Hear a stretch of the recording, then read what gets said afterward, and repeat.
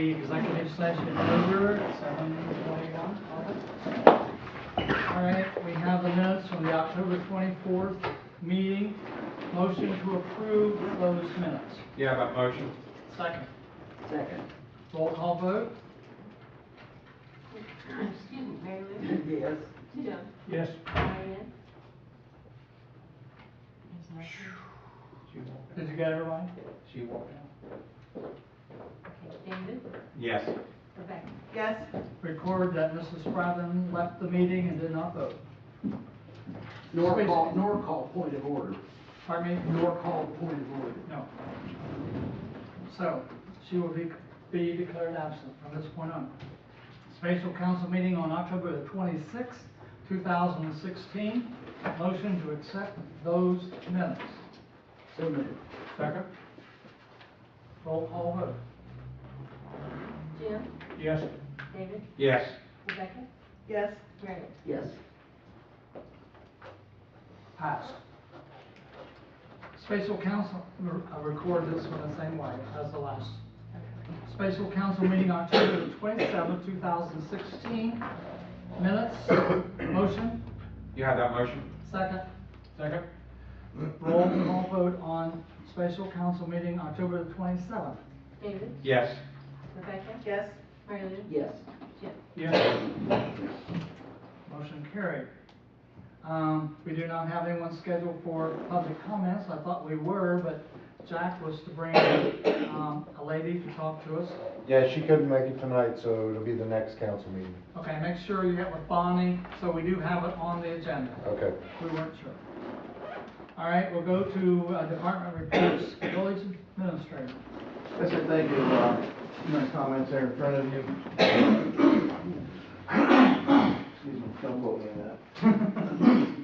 I made a number of repairs to the water treatment plant, wastewater treatment plant. That's what the WWTP is. It's not another federal agency.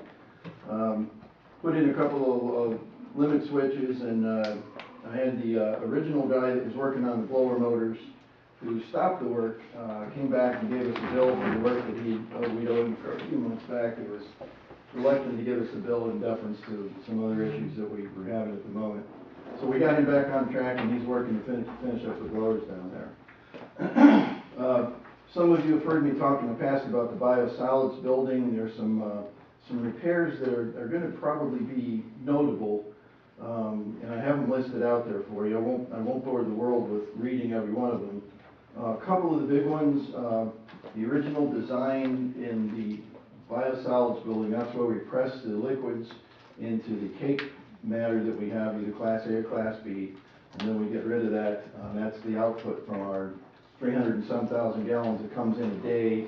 6,000–7,000 pounds of waste come out of that about every other day.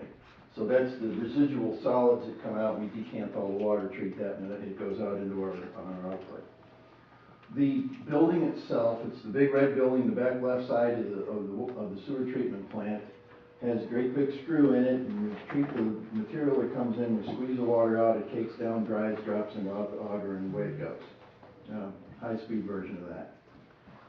The two heaters in the buildings are called radiant tube heaters. They were the wrong heaters for that type of facility. They do not work, and they have become dilapidated to the point that we are reluctant to fire them up for fear of making the building count for many more pieces than it should. That's, you don't even want to turn them on. They're completely dilapidated. That is partly due to the second problem that we have, where the steam that the press creates vents right inside the building, not outside the building, but inside the building. We call the manufacturer FKC up in Oregon or Washington, one of those coastal states out there, and they were somewhat flabbergasted, and I don't mean that to be inflammatory. They were quite surprised that there was no hood over top of those steam outputs to remove the steam from the building. So when the steam gets in the building, it gets all over all the steel components, which happen to be the tube heaters, and rots them out. In addition to that, it gets so much steam in the building, and during cool weather, it's actually raining inside the building. So we have to put hoods over top of those 3 points create a slight negative suction and push that steam out of the building like you would see any other steam coming out of buildings. So we have some issues with that. I have one quote from a vendor. That's one quote from 4 vendors I talked to. 3 turned us down, said it's not in their capability or it's not in their lane of work.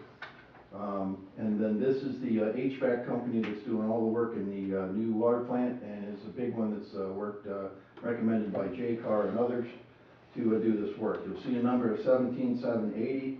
That's for 2 large heaters that will heat the whole building, and fabrication of the hoods and the steam fans and all the right stainless steel double wall piping to get the steam out of the building. By heating the building properly, we will not be freezing the pumps. We've replaced several pumps in the last couple of years that froze and broke. We won't be replacing the water supply pipes, which we've broken twice in the last 2 years. They've frozen. We've had a couple of other lines break. We have a major health issue with the steam and cold in the building, also with slip factors. So there's a litany of things, and I don't want to bore you to death with this. I'm just trying to lay the groundwork for this quote, and then there's one other quote for safety purposes, to install some catwalks that come off of the platform that's in the original design, that goes over top of the 2 large tanks in the building, which there's no access to get up and work on. So we're putting a ladder up against it, which is a major OSHA violation. We got caught doing that. We've had to chain them on a different ladder and chain it to the tank.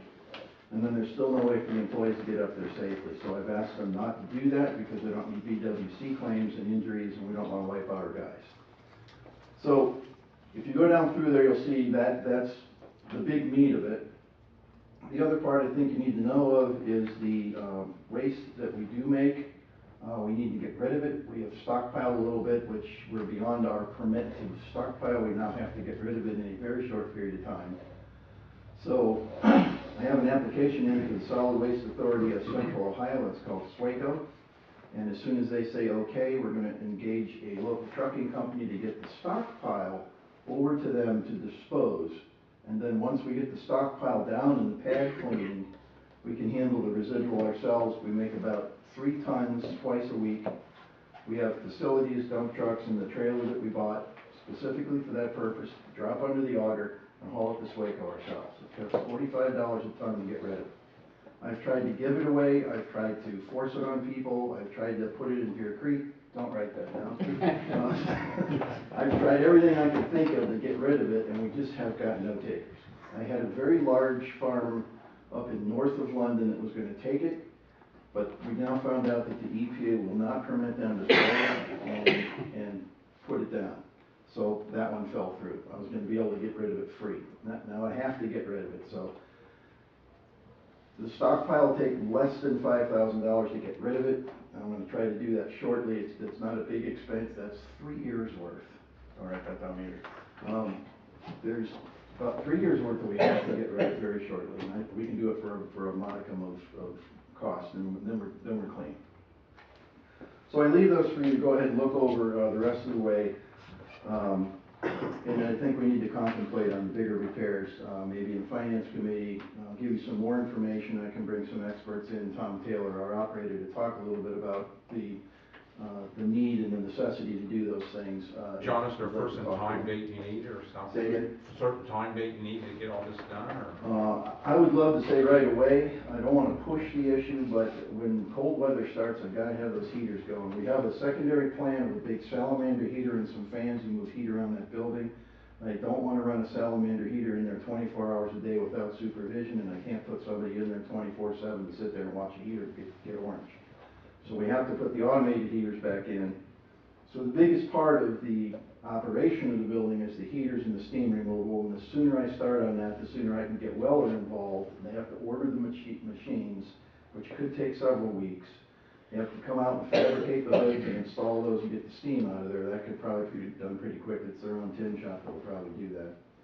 So the answer to your question is, the sooner I move on some of this, the better.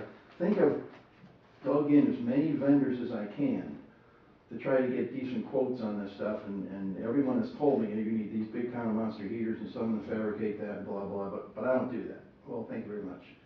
Thanks for visiting. I would be happy to give anybody that wants a tour of that plant. Don't wear good clothes. You will come out smelling a little different. Ask Bonnie. I know the guys comes up and against the town hall. So it is a little stinky. If you're squeamish at all, it could bother you. But the fact is, we have to get this thing running. It's $1 million plus facility, and we really just can't let it sit. I don't feel comfortable doing that in a fiscally responsible manner. We really have to have a plan. So that's all that. I'll let you chew the rest of that through. The new water plant, the building foundations are moving along. We're putting in foundations, we're putting in pylons, we're putting in small retention pods, pouring concrete on a frenzied basis. That building itself, the structure will make a major visual change out there. Right now, you just see people putzing around in the dirt. They're doing a lot of work, but it doesn't look like much. The building will actually start sometime in early December. It should take about 2-3 weeks to assemble. And then we can get all the underground plumbing and start getting the bigger pieces of equipment, dualators and the reverse osmosis machines and all the chemical tanks and all that will start arriving pretty quickly. So we'll move right along. June is not real far away in relative speaking. So they're going to be moving along pretty quickly. Out at Mason Park, the 3 wells, the well pits are dug, the pipes are hooked into the system, the meters are in. The bottom half of these big monster vaults, they're probably as big around as that square in there. Water thing comes through, there's another half to come down with a hatch on it. We're waiting on those, are being fabricated right now. Those should be in the next couple of weeks, so that those are done, we can backfill and we can start rehabbing Mason Park in order to push the dirt back down in the areas that we put the drainage in.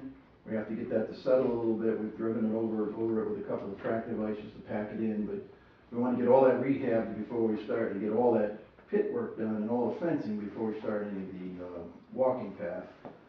Like JCAR has said that they want to start pouring the basketball court, the batting cages, and the dugouts this fall before the concrete companies close. They do not want to do the walking path until spring, so we can rehab the turf, get everything to settle, grade everything off, and also the asphalt plants are rapidly closing. 2 of the 4 in central Ohio have closed already. The other 2 are scheduled to close in the next couple of weeks and won't be ready. There's no sense pushing it. We're going to wait till spring, see how the drainage works, get everything squared, take off the turf, put down the gravel, and get the asphalt in there, and we'll have a nice pad. So it's in there on solid ground. So the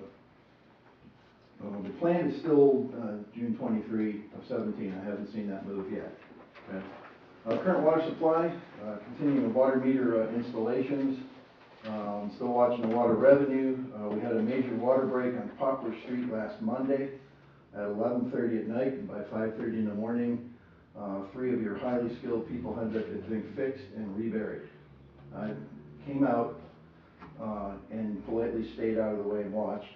I tried to shovel some gravel, but I ran out of back, so Brett took the shovel from me. So they fixed that pipe. It was a clean break, just snapped in half. Didn't displace, but it snapped in half and was throwing a collar of water 20-some feet in the air. So your highly skilled people, and I mean that most respectfully, the guys that are out there working on this know exactly what they're doing. You're in very good hands with a couple of these guys. John, they got some good compliments too. Chris and don't Brett they, and on that? Dennis responded right now. Yeah. They found it, they got down in there. We held Chris by his ankles while he repaired it. That kid's a Gumby man. We got it fixed and we put it back together. In the spring, we got to put the man's concrete drive back and we cut a big monster piece out of his driveway. And that stuff was put in there in 1822 by the Romans. And that was the thickest bloody concrete I've ever seen. That would not come out of there. It keeps beating and crashing on that thing for an hour. Anyway, got it fixed. No hydrant flushing. Been cutting some streets, trees and stuff in the bushes and alleys. Made some repairs to Town Hall, repainted the large generator out there, fixed the 2 little porticos, painted all the windows, all the sashes, replaced some tin work that was ruined. So Town Hall's looking pretty spiffy. I had Boylan and Cannon come in today into the closet in the front lobby out here and take all the old dead radio equipment out. Some of it had some lead issues with it. There weren't any PCBs or anything like that in there, but there was a lot of equipment. I asked the man, how do I get rid of it? And he he said, well, you could throw it in a dumpster. I said, legally, he goes, I take it and I get rid of it. Thank you, sir, we'll load it up for you. So that closet's cleaned out of all the old equipment. None of it was fixable, none of it was repurposable, no government entities wanted it. I asked 3 radio people plus Boylan and Cannon, they're the big radio people, and they said, it's toast. If you ever come back and need equipment again, you're gonna be buying Mark's radios and all brand new stuff, so Walter, it's all yours, make it go away. So we'll probably get a small bill from that for a couple hours of work.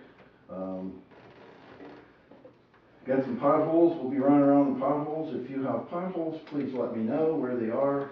We're not doing major paving, just, something the size of a trash can or smaller that we can throw some cold patch in and get it ready for winter. And again, it says right here, as much as I hate to say it, when we're moving along, I'm getting our equipment ready for snow removal, because that is coming. So we had to put some tires on some equipment, get a few things repaired, oil pan on the dump truck, scraper blades. How about your salt situation? You got, We're good on salt and grit. We've got plenty to go. If we do run short, we can go to ODOT and grab some if we need to. ODOT does all the main roads because they are county highways and state highways. So they take care of all those. We do the side streets and the alleys, and in some cases we don't salt the alleys, and sometimes we don't salt the side streets unless we really need to. We try to be judicious with that. That's kind of deleterious to the road surface when we try not to do that, because someone needs to come back and fix it all if we wreck it. So we're moving on that.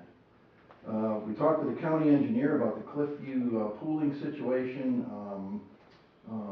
Now Engineer Doom and one of his assistant engineers came back to Chris and Brett and me with a very nice proposal to give us, they gave us 2 or 3 routes. We chose a route that was least invasive and keeps the water away from the sewage plant, puts in a couple of big catch basins and dumps all that water into a 48-inch tile down on 56, and it should just go away. The cost on that is going to be significantly less than the $60,000 quote that we had earlier. That was going through the woods and chopping out 20 feet of hill and pushing it down over into the creek, which that was a little aggressive, but it was the only thing we could think of at the moment. The engineers came up with a really nice plan. Going to go behind the service building, put a couple catch basins in, isolate a couple other things. It looks like a very sound plan. We hope to get on that soon, and there'll be a significantly lower bill to that. So the county engineer is working with us on that one. The craft crew is looking for our support of the Christmas in the Village event, December 2, 3, and 4. They're going to decorate the gazebo. You'll notice the turkey out there. We had the bale of hay, round bale, sitting there. And I had to call somebody in to roll it back up the hill out of the street, because some young individual was feeling his oats and rolled it off the hill. So we rolled it back on the hill. This time we staked it down, and that's not a challenge. All of the 15-year-olds are chill. I don't want them to roll it off again. So We got to be 15. we got it locked down pretty good now. So Lostros came up and decorated. It looks pretty cute. Yeah. And they're talking about trying to flip it over to Frosty the Snowman after Thanksgiving. So the chamber worked with us a lot on that. Asked if they could do it, and actually I asked if they thought it might be a good idea, and then you guys ran with it. And it came out really nice. So neighborhood vitalization. I already talked about the Mason Park thing. Then I just have a little brochure in the back for you for the village, Christmas in the village. The last thing I have is something that I want you to consider, if you would. The Department of Commerce Division of Liquor Control has sent us a letter saying all of our liquor permits will expire on February 1st of 2017. We have the right to object to the renewal of any permits. We have to do that by as Mark knows, we have to have an ordinance indicating the nuisance and the problem. We have to have documentation and getting on it. I asked the sheriff's office if they've had any reports of any liquor-oriented violations that would prompt us to not want to renew any of the permits. And the answer was no, there's no track record, there's no history, there's no reports. But I think I needed to have you look at this. If any of you or any citizens or anyone has made any complaints regarding liquor permits in the village, and I think there are 4, BP, Sunoco, Larry's, and Fast car. Fast Car. And I think they sell liquor at the ice cream place, but I don't think it's legal. Wait a minute. I'm sorry. American Legion, No, I retract that statement. the American Legion, that's American fine. Legion, they have a permit too. Yeah. Okay. Yeah. So we have 5 permits. If you have indication that you want to object to any of them, we have to talk to Mark and put the proper ordinances and documentation in. If you have none and you do nothing, they just renew and life goes on. So, pending your question, that's all I have. Sorry to take so long, I just wanted to throw a few things at you. And John, be sure and let us know. Finance committee meeting, ASAP, we'll get right on. Right, I'll try to get some good figures. Some of those I can just move with because they're minimal, $4,000 or $5,000 to get rid of the cake. I think we can move on that relatively quick. But the bigger ticket items, Yeah. I'll get good details on there, and then Cindy and I talked about a possible quick finance committee meeting for you guys to deliberate on it and tell me what you want to do. Okay, you okay with that, David? Yeah, okay, with that. Thank you very much. I would offer some comments on the wastewater treatment plant. I know there are a lot of dollars in there, and I want to be sure that we are spending dollars wisely. And so I think this demands our immediate attention. And those figures, and we need to talk to the Ohio EPA. Things have been going okay until now. Why all at once? So I am not so, the estimates are there, but I think they have to realize we're going to move as slowly and as fast as we can on this, because we're not going to jump into all of those. We can't afford it. So that's my comment on the wastewater treatment plant. And John's working hard, I know, but we control the spending. Okay. Any other questions for John? Thank you. Jack, I have no report right now, man. you'll have one next time. Yes. Hey, Jack, I want to bring up one thing. The people at the library told me on Water Street, where it's one way, Mhm. the other day, they said some people's turning the wrong way and almost hit one of their cars coming in there. I don't know if that's been going on for a good while or. It's probably been going on as long as that's been a one way. Okay. Yeah. I mean, we can't be everywhere, but if we do catch them, we'll stop. Okay, thanks, Jack. All right. Mark? I have no report. Lonnie? Finance, Mary Lou? All right, we have our list of bills for payment tonight, and they've all been checked, rechecked, and checked again, and kept in a mason jar in a hole in my backyard till tonight. Okay, so I would like for somebody to give us a motion. Yeah, that motion? Thank you, to pay the bills. Second, No, second. Roll call vote? Unless there's discussion, we'll vote. Roll call. Rebecca? Yes. Mary Lou? yes. Jim? Yes. David? Yes. And if the mayor would update us then on his fund report. Part of the report, Rita, you have in your hands, I think.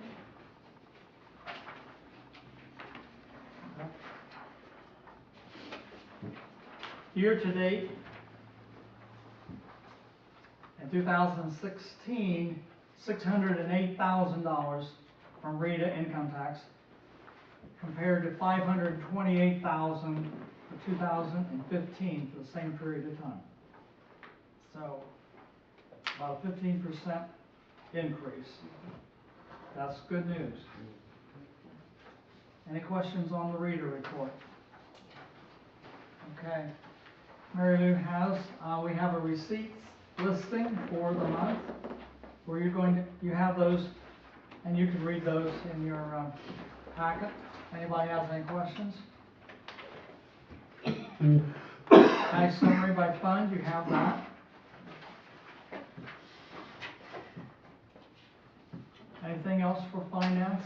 The thing is that John or Cindy will be in touch about a finance committee meeting that may be imminent. Okay, Other than that, I don't have anything else. all right. Parks and Rec Festival. Well, as far as Parks and Rec goes, we need to have a meeting.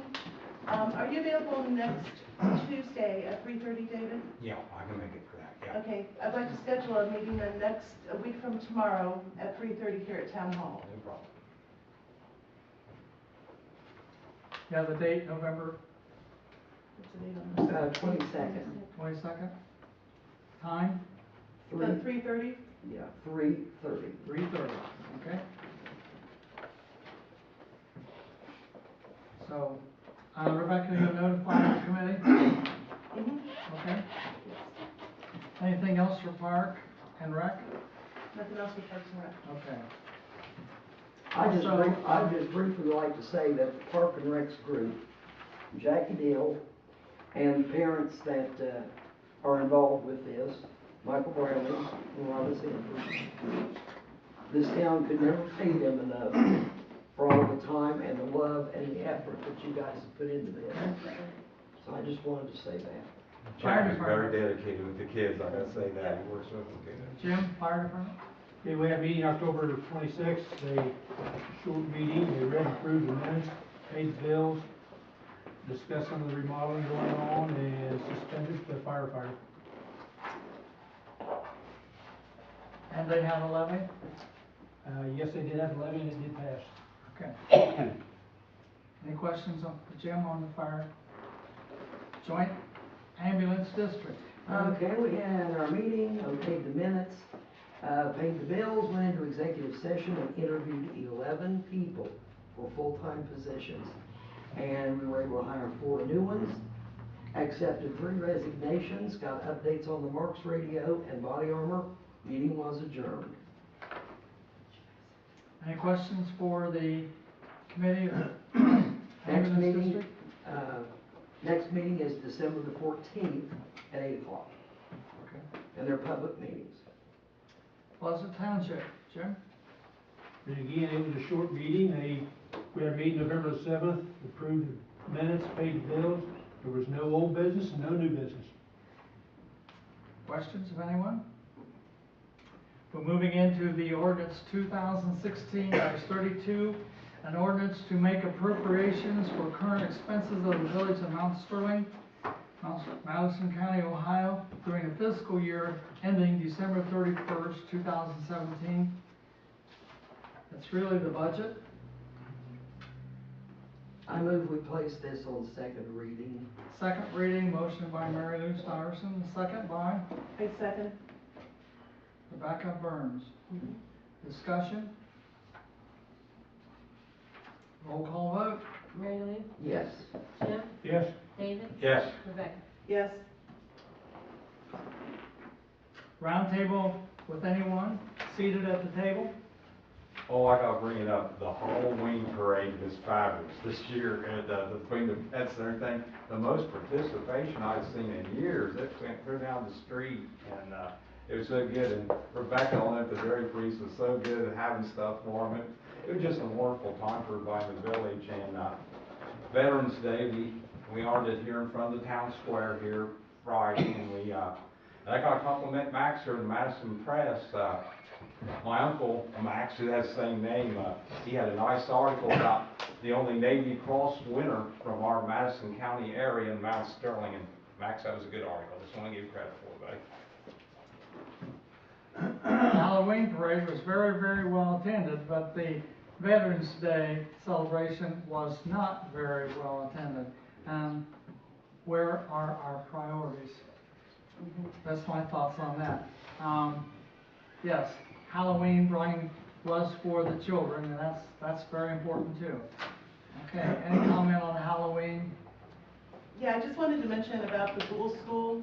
After being open for 3 weekends, we were able to we grossed over $3,600. And after taking out just the expenses like liability insurance, makeup and props, everybody who worked at 100% volunteer, they all get a huge, huge thank you. They were wonderful. But after taking out expenses, we were able to write 2 checks, each one for $1,285, one to the Madison Plains Drama Department, and they're using it to get some new light board for their the theater. and the other one to the Chamber of Commerce. So we were really pleased, and they're already talking about what to do for next year, so we're really excited about that. And then the Chamber has some things coming up this week I wanted to mention also. It's a Okay. big week for us.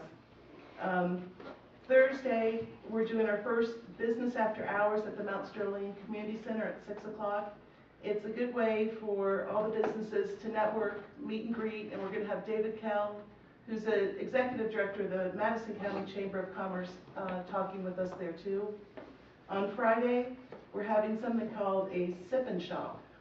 And the Little Shop on London, Christmas and More, Bittersweet Home Decor, Riderman's, the Village Homestead, and the Thirsty Goat are all participating. They're gonna have a lot of neat specials, there's gonna be door prizes, I believe there's gonna be, wine will be served, and it's just gonna be a nice, not like gallery hop, but they're calling it a sip and shop, which should be fun. Then Saturday from 1 to 3, the Chamber is putting on their second annual Community Appreciation Dinner at the Legion. You can come in for free and get a full ham or turkey dinner, all the fixings and dessert. You can get it for carry out or eat it in there, or we also do delivery. And it's just our way of thanking the Mount Sterling area community for just a great year. What time does that start? It's 1 to 3. 1 to 3. Mhm. Like during the Buckeye game? Yes, they better have the TVs on, yeah. Give us some food. Yes, and it's good, and you get a lot of it. You gotta get off the couch. They deliver. Oh, that's right. Thinks everything, doesn't Kind it? of like the appreciation dinner coming up. That's what we were just talking about. Okay, I couldn't hear all that. I was reading. Okay, anything else on this? And then I have to go back to another resolution. But is there anything else that we want in round table? Well, I guess just one other thing I wanted to highlight too, for the Christmas in the Village that John spoke of briefly. We'll have the tree lighting, there's some really great new events. The one I'm excited about is they came up with the idea of having a Christmas parade. That's gonna be Saturday night, I think that's December 3rd. And it's gonna start on New Street, come up London, and I think turn and go, stop to the library. But they want people to decorate their vehicles and put lights on it, and it should be a lot of fun. You don't have a time on the parade, do you? They set right at dark, I'm assuming, either probably about 5:30 or 6. Okay. And that's on December 30th? Is that the Saturday? Yeah, that's the I did bring my Saturday. calendar with me. Anything else that we have for round table? Yeah, the 3rd.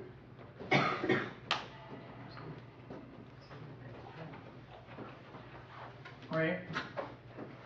If not, I have another resolution to bring up that I should put in there, and I don't have a number on it, so Bonnie will supply a number.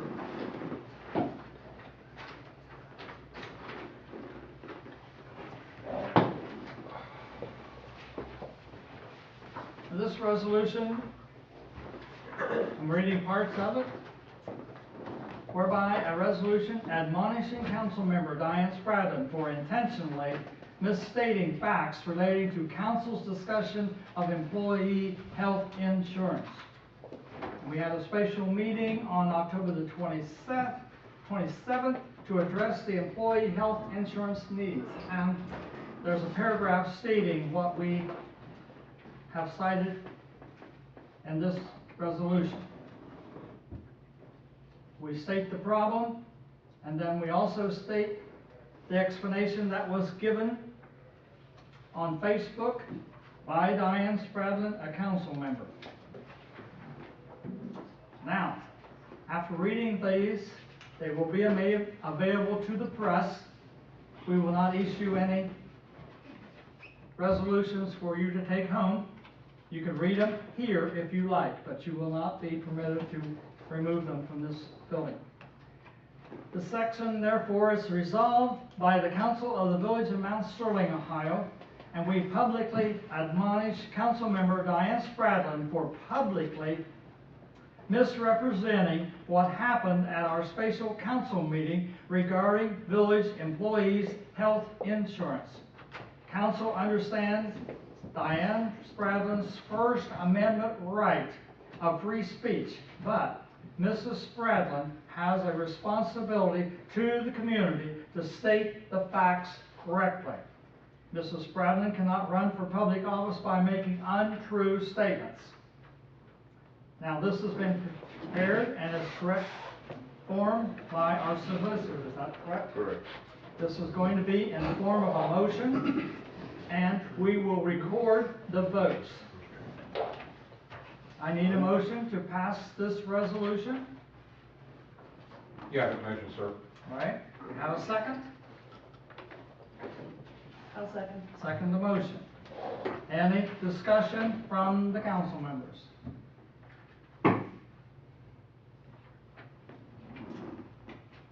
Okay.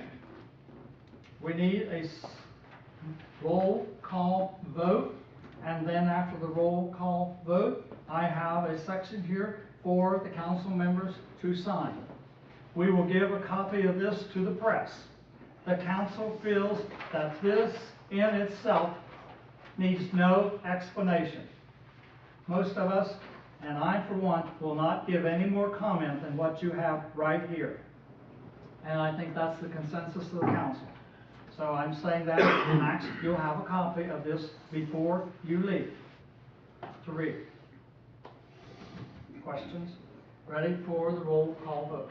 Jim, Yes. David, Yes. Rebecca, Yes. Meredith, Yes. All right, those, 1, 2, 3, 4, that would pass. Okay, it's going to be recorded on this. A signature is required if voting yes. We will also record in our minutes that Mrs. Spradlin left the meeting early. Okay, we'll record that. Questions from anybody on the council? We're done with that.